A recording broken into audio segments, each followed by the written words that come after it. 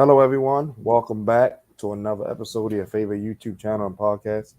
Keep that same energy from your host, Justin P., my co-host, Maurice Savage Jr. This is episode 215. The links for the audio version is right there in the description, so y'all can subscribe and follow to the show on those platforms. And also, man, Maurice's social media platform links are right there as well. Uh, got a good show for y'all today. Sorry, we ain't do it the other day, but it's all good. We got some good topics for you and stuff like that. So yeah. Without further ado, here's the man, the myth, the legend, my co-host, your co-host, the villain or the vigilante, Mr. Maurice Savage Jr. Yay, yay! What's good, people? What's good, people? It definitely feels good to be back doing this shit with Big Bro, man. You already know we got another amazing show hitting you with some amazing topics and some amazing answers. Always talking about what's current, and we love talking about the past. Because I ain't gonna lie, I'm a '90s guy for real. But anyway, you know what I'm ready to get into. Of course, we're gonna hit you with some emotions because when it comes to sports, I know my heart beat fast when it comes to it. I know his does too. And of course, we're gonna hit you with some opinions because at the end of the day, when we talking about things, man, it's coming from the brain cells where we thinking so hard at. But at the end of the day, it doesn't matter unless we hit you with the facts.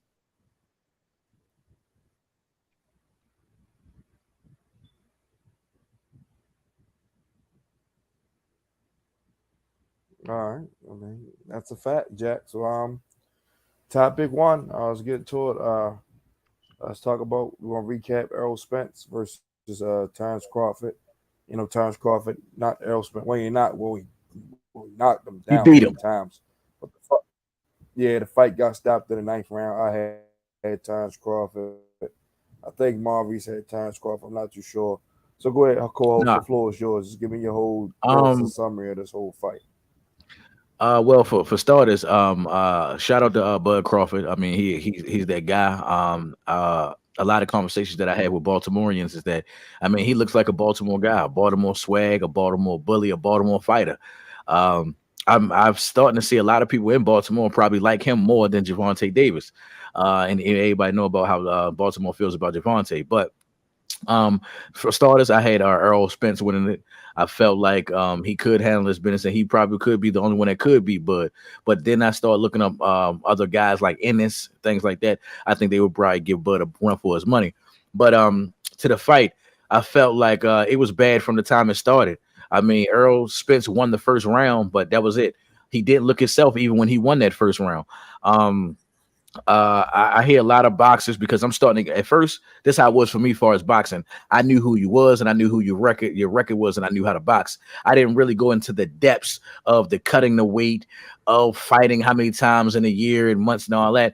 And I mean, that's a lot. I mean, Errol Spence is not even really 140 or one nothing like that. He really likes to fight in the 150, 160 range, and he cut the weight to fight somebody. And all I'm gonna say is, man, if Terrence Crawford, you are who you say you are. I heard what Terrence Crawford said after the match. After the match, his exact words was to Errol Spence, "Thank you so much for this opportunity. This opportunity has put me higher on the map." So my only thing is, since he put you in that opportunity in that space, you should do the same thing in return. Because Errol Spence said it at least 20 times after the fight. I take my loss like a man. I give my credit where it's due, but I would like a rematch at 150 or higher, and that's fair. That's fair, Terrence Crawford. You got the fight that you wanted, and then in the fight that you wanted, a lot of people were saying that Errol Spence did not look like his regular Errol Spence self. So Terrence Crawford, yeah, you get the kudos, yeah, you get the win. But I mean, you got the people in the boxing world, your colleagues of yourself, saying that Errol Spence wasn't the same. So if Errol Spence is basically saying I will only be 100% unless I weigh my regular weight, then give him that. Make it a fair fight. Please don't be hiding behind. Yo, I beat him once. I don't have to fight him again. I mean, make it fair down the middle. We love No, he seeing got it. He sequel. got it. Not to cut you off, co-host. He got to fight him again. It's a rematch clause, so it's just, or he got a forfeit 15 million. He not going to do that. But Okay, continue. okay, and stay. And the only reason why I brought that up is because I mean I hear this dude talking about he want to fight. He stayed the weight that he is to fight Devontae Davis, but there's another guy calling out Terrence Crawford, and he's saying he's not going to do the fight. So I'm more on this, man. If you the best, stay at the best and be the best. Don't be picking and choosing who you think you could beat so people can call you number one. Go after the best. That's one thing I say I love about boxing more than out of all the sports is that You feel me? There's no elimination. It's no way you're gonna get away from the top fighter because he lost to the number 8. Nah, the best fight the best, and if you is the best, you're gonna beat the best. But I mean, the only small little thing I would like to say is a couple times it did look a little cruddy. Terrence Crawford hitting Erroll Spence in the back of the head a couple times. I mean, it was live. It was evident. I'm not even making that up, and I'm not even making no excuses. He beat that guy, but I mean, I felt like Erroll Spence would have blocked that even more. Would have blocked those head shots if he was his regular self. So all I'm gonna say is shout out to Crawford for handling this business. I was wrong. I'm glad I didn't bet on it, but I definitely can't wait to see the rematch and what really happens because. I mean, because it just looked bad for Erroll Spence. He did not look himself at all. I'm gonna hand it over to you. Oh man, good points. But I'm gonna say this: this was a good old fashioned ass whooping. I mean, it's just that point blank fair. I know he had to get down the weight. Both of them had to sweat, so it ain't like Errol had to sweat and Bud was over there eating cheeseburgers and steaks, like living it up. Now he had to put his body through the same rigorous training and dieting just like he did. I know Errol had the car accident, but he still fought after that accident and defended his title very well. So it was like, I don't know. He did look like something was off. He might have been a little drained, but that's on him in his corner. He has the manager, the trainer of the year support, in his corner, Derek James, who got all these awards at the ESPYs. He should have done a better job of training him up and giving him some extra game plan. So, you would have thought Terrence Crawford trainer was trainer of the year, how that fight went. So, Oh yeah,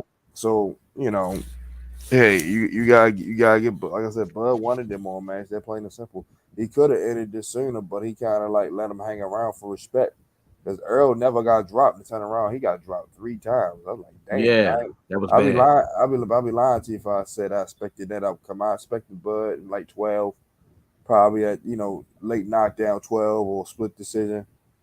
You know, he landed more punches. I ain't think he was going to just thoroughly whip his ass, man. We ain't seen this ass whipping in a long time. But like I said, man, I definitely want to see them. They rematch is definitely going to be in at least 154 for sure. Because both of them said that. Because even with the whole Javante Tank thing, Crawford said, man, he 2 weight classes under him. They fought at 147. Mm-hmm. Tank and them is at 135. So it was like he got that's too much, man. Like Terrence Crawford not ready to cut 12 pounds to fight him for what? It's not even That's backwards. he gonna beat the snot out of him. So it's no point. Like Tank, great box, that's my guy, but he got to worry about Shakur and Haney, those guys first before he even go up to that monster Bud Crawford. See, people don't want to speak from from their mind. They want to speak from their heart. I get it. He a Baltimorean. I love him too, but he's not ready for that yet, bro. Like we gotta like be real, man. Like I love Tank just as much as y'all do, but he's not ready for no Terrence Crawford, man. He will get his feelings hurt. That would hurt him, man. He better fight Shakur and Haney and all those guys like that, and then go up to 140. Don't fuck with no Crawford. Could be career suicide, and it's in his corner wouldn't let him do it. Like Coach Kelvin, those guys, they wouldn't let him do that.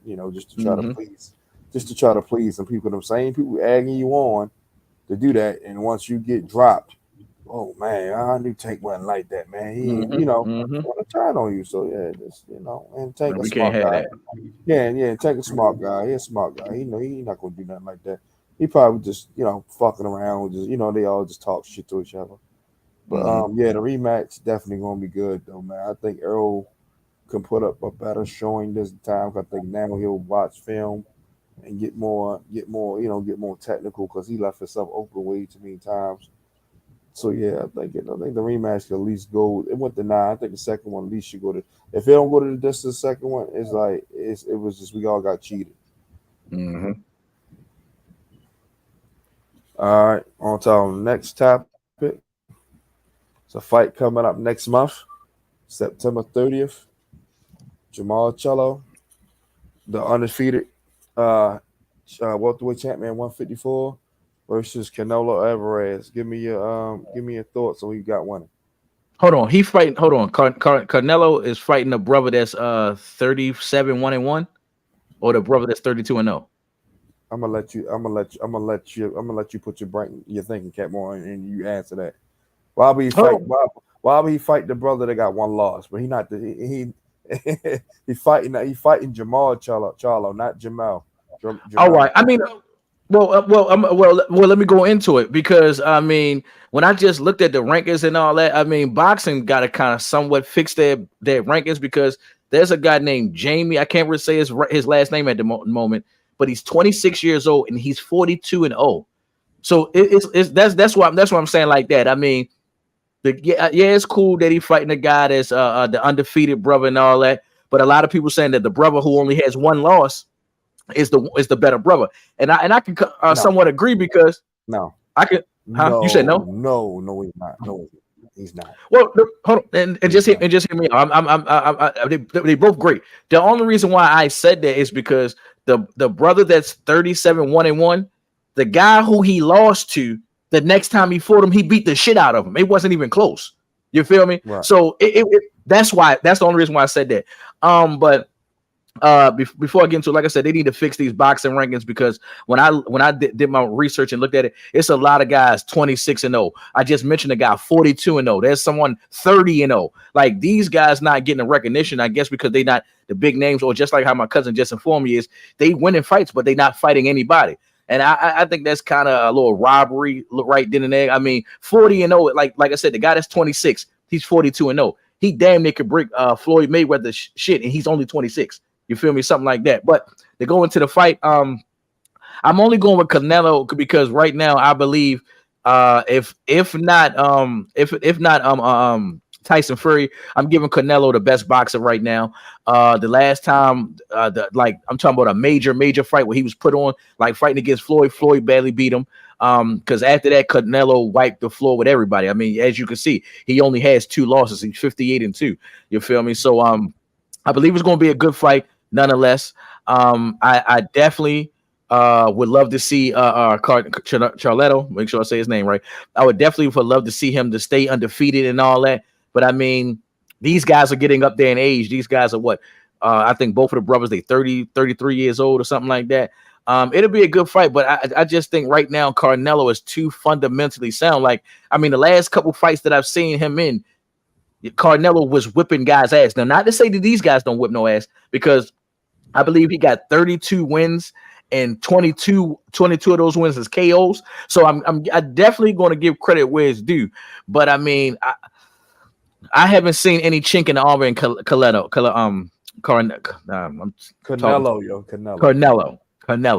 And I like this guy. I'm all on his page. I'm watching his training. I'm watching how committed he is to his family and to his country. So I apologize for getting your name wrong. But ever since Floyd was done, this is the boxer who I watched the most.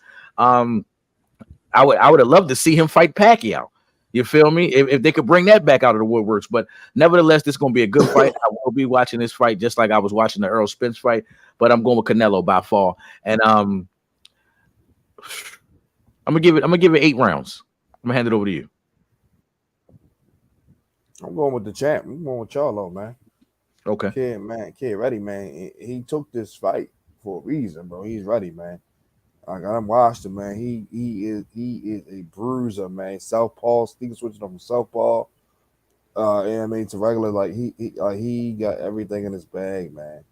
Like Canelo definitely, the guy fought Floyd, fought Errol, fought Miguel Cotto. He fought some big names, but I think Charlo, man, he's still gonna be that undisputed 154 champion after the night. I'm gonna go with Charlo, and I'm gonna go with the 11th round. That's a good one. Yeah, hold on 1 second. All right, next topic.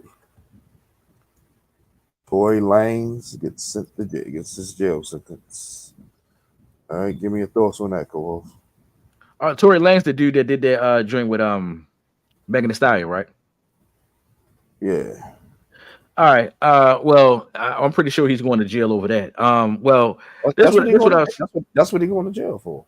Yeah. Because he's not known for doing anything else. Slow your roll. So you mean tell me you never heard his song Just Say It, the remix to Say It? And what else? Man, he had a lot of songs, bro. No, I didn't say. I want to make sure I get this straight. I'm not saying that he's a bad singer. I'm not saying blah blah blah. I was only explaining the damn near the nigga terms. Like he ain't going to jail for nothing else but something like this. He ain't no drug dealer, he ain't no killer, he ain't putting his hands on nobody. So if he is getting in trouble for anything, it would be this stuff right here with the Megan Thee Stallion thing. And the first thing I'm gonna say is, man, yo, it's too much drama and too much games being played in there. I feel like he getting framed a little bit. You feel me? I feel like Megan Thee Stallion, she I mean, it's like this. I feel like also Tory Lanez is not letting out everything because you know how it is being a black man. We don't want to be known as a snitch. And then for a woman like that, I mean, she's not telling everything that really went down because I mean, I don't think a guy like that with so much to lose and so much to risk, he would just out the blue blatantly put his career on the line for Megan Thee Stallion. Unless he got some songs talking about how much he was in love with her and how good her pussy is, then maybe so. But I think overall, it was just simple altercation. That's why a lot of times, not to speak relationship wise, but if any female in my family tell me they having a problem with their boyfriend or blah blah blah and this that and the third, I really want to know the full details because I don't want you to be that type of woman where you did something, you start something, then you ran to go tell on this guy, get him his ass whooped, locked up, and this that and the third. I watch Judge Mathis a lot, where sometimes just because of a little feud or a little argument, people like to get the justice system involved and then right back loving each other and things of that nature. So I really feel like, I mean, that's messed up. I really don't be feeling too bad when celebrities get locked up because I mean they pretty unless you done killed somebody, raped somebody on some super over the top shit, you feel me? Then yeah, but pretty much shit like this, I mean you get a little slap on the wrist, maybe to the public eye, it looked like you getting ready to do some real detention and some real long time and all that shit like that. But I mean, guys like that is made men.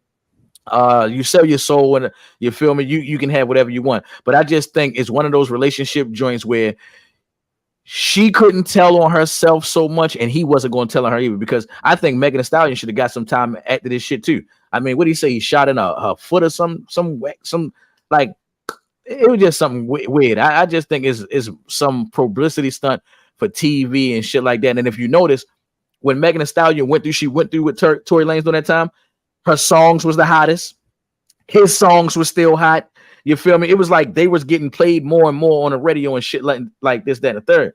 And so, I mean, I wish Tory Lanez nothing but the best, but I'm pretty sure he's going to get put in a federal facility and he will be protected. So, I mean, that's how I feel on it. And guys, you feel me?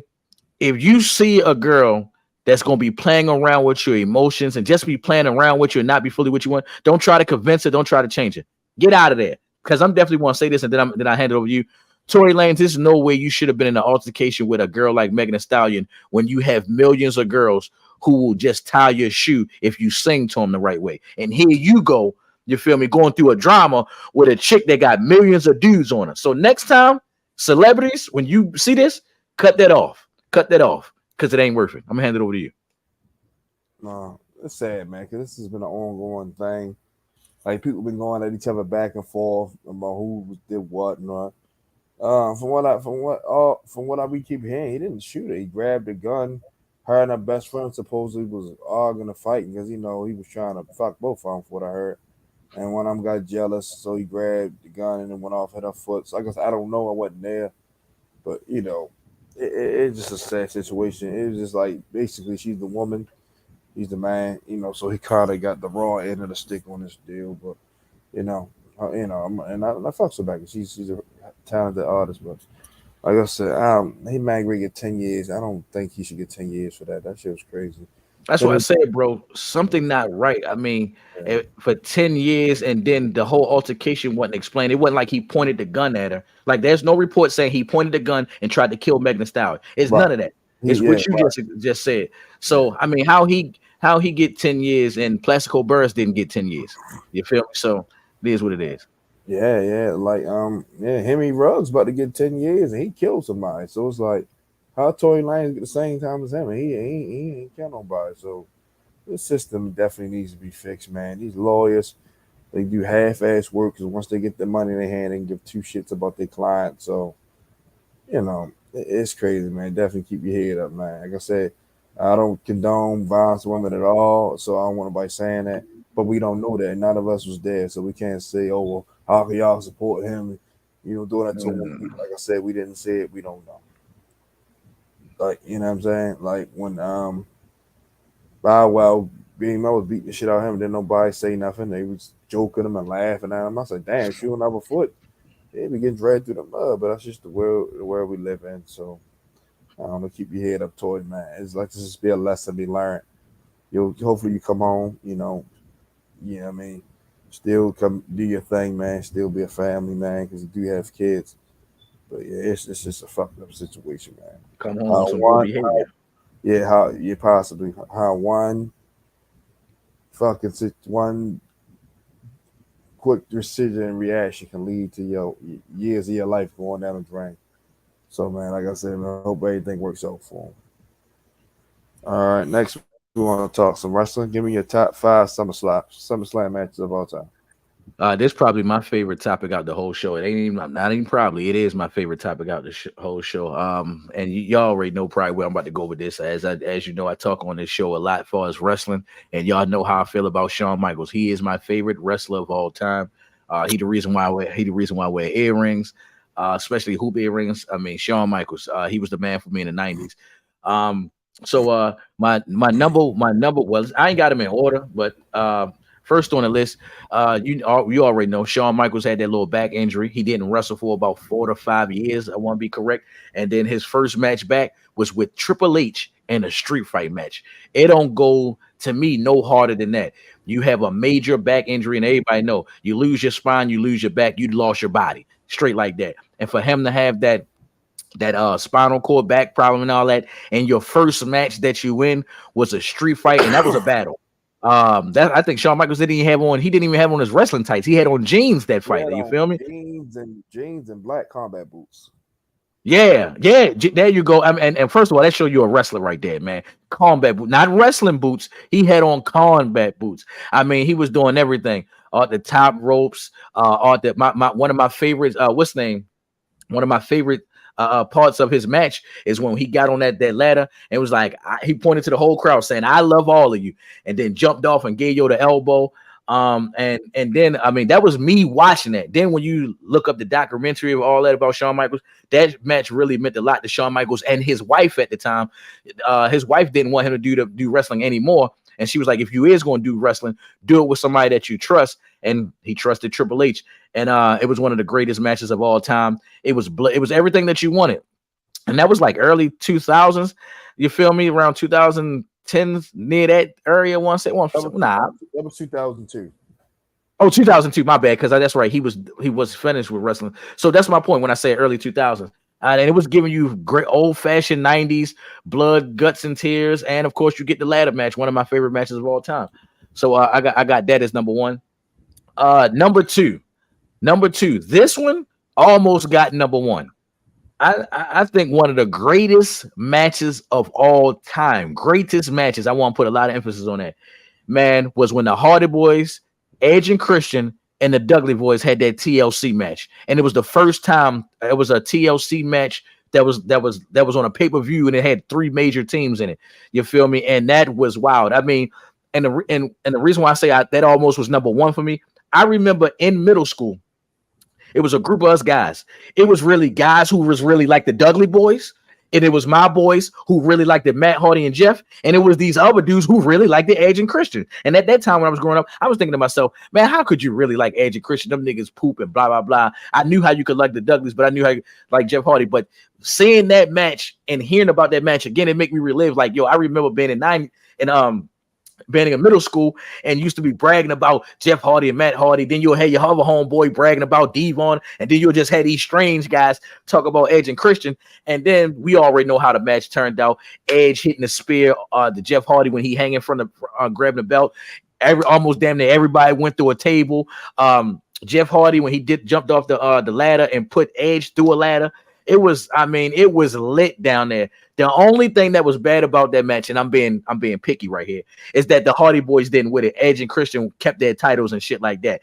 And I was just assuming, like, oh my God, the Hardy Boys do everything high flying. The Dudley Boys, they putting you through the tables. And the cheers do matter. The cheers do matter. But all Edge and Christian got the cheers. Either one of them is going to win. And then to see that Edge and Christian still won, that had me frustrated. But far as match wise, everything that went in there, one of the best matches of all time, in my opinion. And next up, I'm gonna save this one for last. Next up, I gotta go with Bret Hart and Davey Boy Smith, British Bulldog for the Intercontinental title. Some people say that is the greatest match of all time because of how much work they put in and what he won with a roll up pin like a crucifix or some shit like that, and it was lit. It was live. Over 80,000 plus people, and you could just see the reaction of the crowd and all that. And I think, excuse me, sorry about that. I think that was the first time I ever really seen when Bret Hart was good, people cheer for the other guy. You feel me? And that was the first time. So I got that for so that's 1, 2, 3. Number 4. Let me see if you remember number 4. You feel me? When John Cena fought Brock Lesnar, and Brock Lesnar was whipped a ball. Yo, it looked like Brock Lesnar was the best wrestler of all time. He was whipping that ass. Is that when Suplex City was invented? I want to make sure I'm correct. I can't remember, to be honest with you. Yeah, but man, yo, it's looked like that's the first time I think ever in history where John Cena looked like he wasn't even close. It wasn't even a match. I mean, this guy damn near devoured John Cena the whole entire time. And then last but not least, I got to go to my favorite wrestler one more time. You feel me? When you came up with this topic, it also made me go look at YouTube and look at this match one more time. And when I was 9 years old, I really didn't understand the ladder match between Shawn Michaels and Razor Ramon. But now singing, man, it was poetry right then and there, right in front of your face, man. I got to give a big shout out to Razor Ramon. He was one of my favorite wrestlers. A lot of people be missing this too. Razor Ramon didn't just look good. He was one of the most popular figures of the 90s. Surpassed when they looked at the numbers, he surpassed Bret Hart one time. Hulk Hogan, Mr. Perfect, Ric Flair, and Shawn Michaels. And let's not forget how big the Ultimate Warrior was. He passed all those guys as far as the merchandises and fan favorites and this, that, and the third. We all know what happened. He was more greedy and wanted the money, so he took his ass to WCW. But as far as that match, I mean, that match was lit. Hitting each other with the ladders, jumping off the ladders, going over the top ropes. I mean, it was like the beginning stages of high flying until we got introduced what we got to with WCW and all that shit right then and there. So Shawn Michaels got 2 matches on mine. Watching John Cena get pummeled. Edge and Christian, the Dudley Boys, and Matt Hardy, probably my favorite, probably my top 5 favorite matches of all time. And then, of course, last but not least, man, the British Bulldog defeating Bret Hart. I'm gonna hand it over to you. Oh my good list. Me, number 1, Stone Cold versus The Undertaker, man. That match was amazing, man. Highway to Hell, SummerSlam 1998, man. Them guys just lost tag team titles. You know, that rivalry was great, man. Stone Cold beat him. You know, Undertaker shook his hand, walk out the ring, man. That was great, man. Number 2, The Rock versus Triple H for the Intercontinental Championship. Leader of the nation versus the leader of the new regenerated D-Generation X.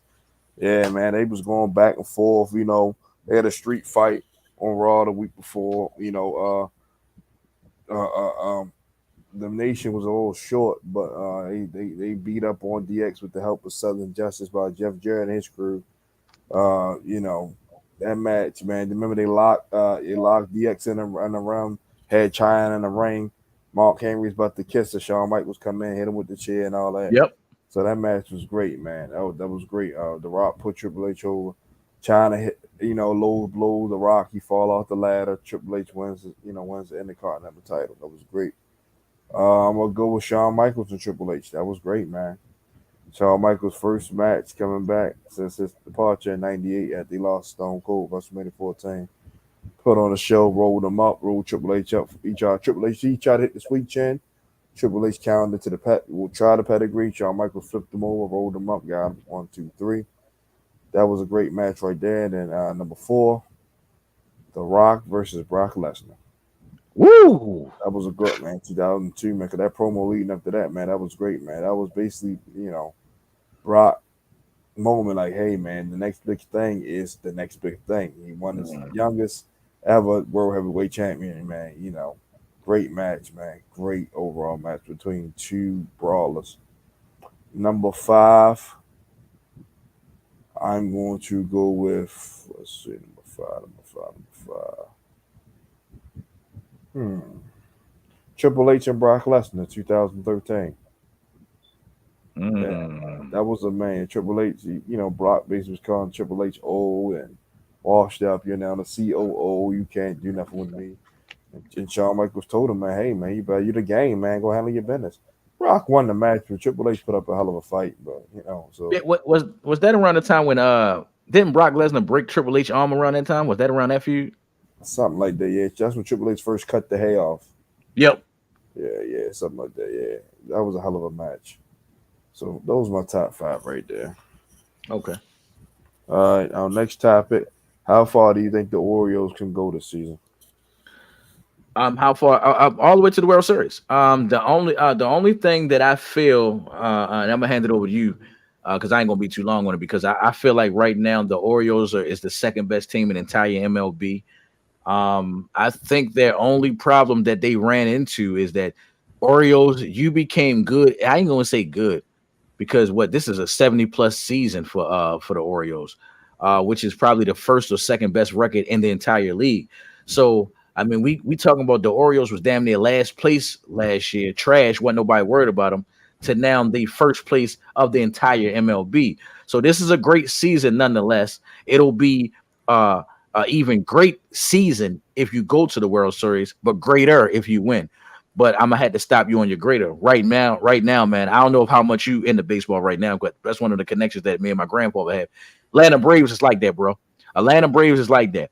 And one thing that I've been seeing in the past 20 years, as far as baseball, all those teams that was trash back then or didn't win titles, they're winning them now. You feel me? Everybody who probably didn't win a champion, they probably win a championship since like 1906 and 1907. They winning them now. Everybody. We talking about the Phillies. We talking about the Cubs, the White Sox, the Dodgers. We're talking about all these teams that didn't have a chance to look at it. They're coming now. And I mean, like I said, I don't know how far you into baseball. We haven't heard anything about the Atlanta Braves since the 90s. Chipper Jones, Andrew Jones, when they had all them pitchers who would they. I mean, I can't remember. I just remember one time Atlanta Braves to me had the best pitchers in the MLB at one time. I mean, every time you turned around, they had somebody legit. I mean, I remember back in the day where having a Golden Glove was the it thing to have, and Chipper Jones and Andrew Jones was always a part of that. So as I said, man, the only bad thing I see that would make the Orioles is not successful unless they got eliminated early. But I mean, of course, you do want to win, bring that World Series title home. But just so happen you're going against the Atlanta Braves, and as history has shown for baseball, all these teams that haven't ever won it, haven't won it in years, they're coming back claiming their throne. So it just sucks that right now the Orioles is hot while the Atlanta Braves is just as hot. I think Atlanta Braves, I mean, I could be wrong, but I'm saying if I want to just throw a number on the ball, I think the Orioles probably got 71 wins and Atlanta Braves got 70 wins. It's some crazy shit like that. So it's a great season. First place, going from worst to first. So it's great. But I'll have to wait and see how the playoffs look before I can just straight crown you, because the Atlanta Braves are hot this year. I'm gonna hand it over to you. Yeah, man, definitely Atlanta Braves, and they actually just won it not too long ago in 2021. So yeah, they are recent champions, and you got the Houston Astros, the defending champ. You know, the Orioles won 2 out of 3 against them, which was great. That let me know they can play with the big dogs in the league. We got to keep Tampa Bay off our backs and stuff like that. So I think they can get to the World Series to win it. I don't know. We'll see. Or they can get to the AL conference.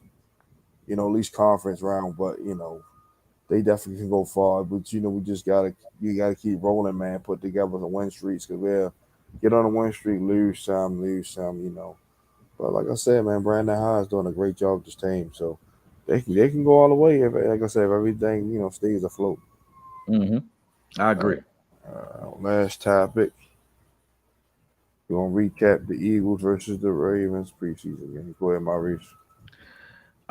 Give me 1 second because I got some notes on that. Because this was, well, first off, I think the Ravens is like 24-0 in the past couple seasons, 24-0. That I gotta give a shout out there. Yes, sir. Um, the first thing I'm gonna say is Huntley keep doing a good job. I definitely couldn't wait to do the show to say this. Huntley keep doing a good job. I think you need to keep getting better and better, because Huntley, you probably could be a starter. You give me too much of scared vibes, but then when you hot, you be hot. I mean, he was 8'4", 88 yards. He had a touchdown pass. Um, Justice Hill was our leading runner. He only had 3 carries, but for 48 yards, you can't beat that. Um, what else I wanted to what else I wanted to say? Uh, hold on. Let me because I make sure because I got the numbers right here in front of me. I can't wait to see what Wallace is going to do. I really want Wallace to be really implemented into this offense. I cannot wait to see what he's going to do. I saw that post that you put about the practice against them in the Washington football team. But I mean, he was one of the guys who had a decent game. He had 2 catches, 18 yards, and a touchdown. Let me know that he couldn't be one of those guys, those pieces like. If these other guys don't step up, he looks like he's that hungry guy that's going to be there for us. One of one of your favorite guys on that offense, Devin Duvernay. It was good to see him get in the end zone. I think what's going to happen is, I could be wrong, but because we have all these weapons now on offense, maybe Devin Duvernay might go back there as special teams and still be a legit wide receiver for us. And I'm talking about we ain't gonna need him as much. Like last year, I felt like we was trying to make Devin Duvernay a number 1, and we didn't have the offense for that, and he wasn't really ready. That's not what he was. That's not what he was intended to do because he was a special team at first. But I believe now this guy could be our X factor. He could be everything. Run the ball, receive the ball. He could actually be our Cordell Patterson. On the low, he could be our Cordell Patterson. He give me Jacoby Jones vibes with his return and his speed and all that, but I think he's a little bigger and stronger and shit like that. But I mean, him, Zay Flowers, Odell, and then I'm not gonna lie, I call him sneaky Nelson Aguilar because Nelson Aguilar he can definitely pull off a couple games, have 100 yards. Probably let's say it was 17 games in the season. I can get Nelson Aguilar probably 5 games. He give us 100 yards off of something crazy, catching a miraculous pass. For sure, he's a former number 1 pick, and he's a former number 1 receiver. So for sure. And I mean, and I know people be worried about his consistency and all that, but one thing I can say about him: when he's hot. When he makes plays, he makes plays. He's a good route runner, and he can catch everything. It'd be more of he not consistent because of going against good defenses. When people know when people know how good you is, they shift the defense more towards your side. But I think right now. You feel me? I'm not trying to put all the pressure on Lamar Jackson, but it's open right now, baby. Your running backs is healthy. Your tight ends is healthy. You're healthy. Your wide receiver core is healthy. I think the only bad thing I probably heard about the Ravens is that we probably don't know when Marlon Humphrey's coming back. It might be the first game of the season or some shit like that. But other than that, man, it's right there. And even with losing Marlon Humphreys, I'm still high on the Ravens. That doesn't do anything. I'm still high on the Ravens. So, I mean, and to go back to the game, the only thing I would find interesting about the Eagles is that I didn't know Marcus Mariota was on the Eagles until I seen him play. I didn't know that he one of those guys who was a number 1 draft pick and didn't get a chance to do what he wanted to do. He 7 for 11, 58 yards. The kid McGee, Tanner McGee. I remember him, Tanner McGee. I remember him last year. He played okay. 10 incompletions, but 148 yards.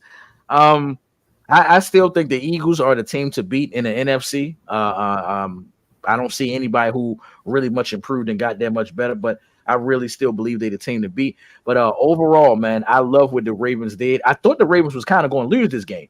I thought they was, you feel me, until they got things together and pulled it out. But nevertheless, I'm impressed with the Ravens. And then last but not least, I'm not trying to put the pressure on you, Lamar.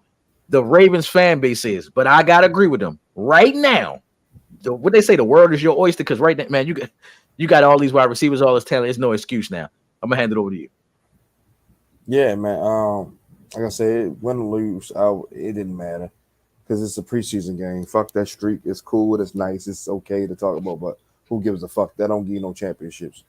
But yeah, the defensive line played pretty good for me. Like they had, I'm about to 70 sacks they had. Let's see. Let's go count. I'm looking at it now.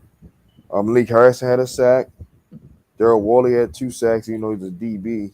Mm-hmm. Malik Ham looked good. He had a sack. Mm-hmm. So they had 4 sacks. That's pretty good. And like I said, they didn't give up a whole lot.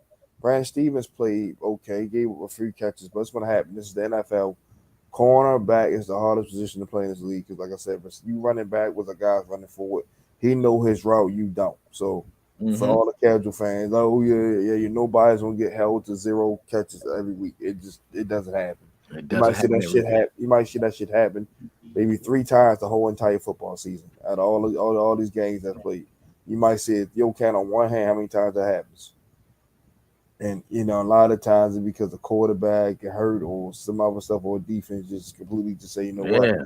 this People guy forget not about the pass rush.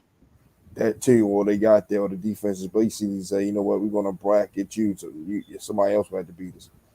But yeah, you're gonna give up catches. It's the part of the league. But he was competing. He was knocking passes out. Please playing well. Kavon Seymour played well. Justice Hill ran hard. He did his thing. He should have scored. He up there pussyfooting. Keaton Mitchell broke one and scored. They called it back. Like that was Keaton Mitchell on that run that Justice Hill reverse field on got the one. He would have scored. That would have been an easy touchdown. So so I guess JK was saying that like shit, man. I'm getting my ass back to practice. I ain't ready. Yeah. I ain't ready to forget about. I ain't ready to forget about me. Why how they doing running backs now? Yeah, so JK back from the pup list. Yeah, Marlon went down, but he'll be back by at least week 2 or 3. We played 2 rookie quarterbacks the first game, this 2 games, so we should be okay. We got Houston and we got the Colts. We should be 2-0. Bring them back against Cincinnati because Joe Burrow more likely will be back that game. So Yes. that'd be the perfect time to bring Marlon back against the 3-headed monster. But against Houston and Cincinnati, we should beat them with who we got with no problem. Because like I said, they got rookie receivers, rookie quarterbacks, you know, rookie coaches. Both of them got rookie head coaches. So yeah, we should be able to handle business, man. Without Marlowe, we still got Marcus Williams, Kyle Hamilton, Rocky Ascent should, he should be healthy. He's been dealing with a little bit of injury. I'm pretty sure we'll sign another corner, William Jackson, a third, been here for a visit.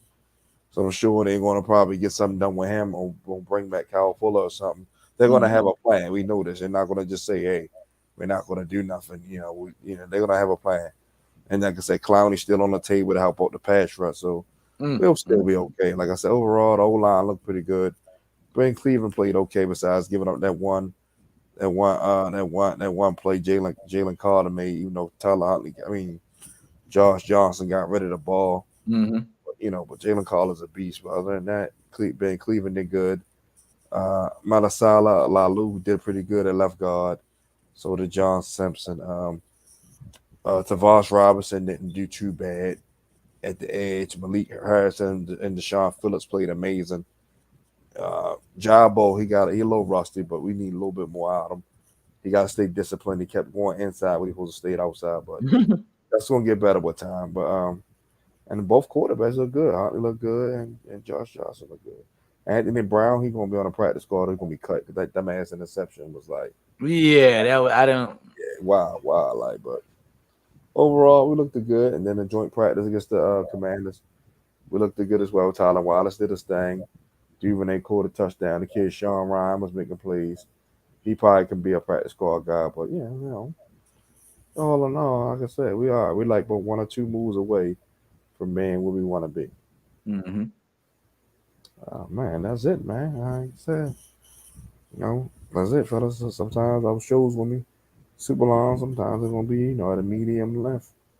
So, anything you want to say before we wrap it up, co-host? Oh man, basically, I can't wait to next week, man. I'm gonna throw a little topic out there for our next week's show, just to have to let people know how I be going to work on entertaining. Yo, next week, Justin, we about to have make a starting 5 NBA, right? And you can only use your first initial. So every player that ever played in the league, you can only pick 5 guys using your initial. And guess who they're gonna play against? The people of your last name starting initial. So I want to see everybody in the NBA begin with J. Hey, my first name, my last name both got six letters apiece. So I want to know how we're going to. No, no, no, no, no, no, no, no. What I mean is this. This is what I mean. All right, you know how you name Justin? You can only have all right, I'm gonna use my name. My name Maurice. I can only pick Magic Johnson, Michael Jordan, blah blah blah, and then my last name is Savage. So I can only damn. I don't even. I got. I probably could. I could only pick Sam Cassell, and so I got to do my research. So basically, your first initial, you feel me, J. Grab 5 NBA players, and then your last initial P, and grab 5 NBA players, and let's see if we can see what these lineups going to look like. Just to throw that out there for next week. I like that. I like the sound of that. Everybody, thank y'all for tuning in. Sorry for the late start. Like we said, computers, and But go ahead, co-host, do your thing. Hey man, this has been another great episode, man. As always, with my big bro right here. In 2 weeks, ladies and gentlemen, fans of this show, family of this show, Justin will be on my show for Fellas Night. You feel me? And on Fellas Night, on That's the Way Love Goes, we be talking about some incredible topics. Speaking from for Fellas Night, we're gonna be speaking from a guy's point of view, having jokes, funny stuff, a bunch of laughs, educational stuff, learning. No women bashing, no men bashing. It's all about man, peace and love for everyone. So that'll be in 2 weeks. But other than that, if you're looking for me, my name is Maurice Savage Jr. If you can't find me on Facebook, which I know you will, you can find me on Instagram, I_AN_the Pharaoh. Hey man, it's DB life or no life. Ravens, Giants, Super Bowl. I know I'm calling it early. Giants, no, I'm sorry, but I ain't gonna make no prediction. That's too early. Well, everyone, what I want to say, be great on the way to the figure eight, and always, and I mean always, remember the hashtag keep KTSC. I know what that means. Keep that same energy from your host Justin P, my MVP co-host, Mr. Maurice Savage Jr. See you guys next Tuesday, same time, same back channel, and we are out.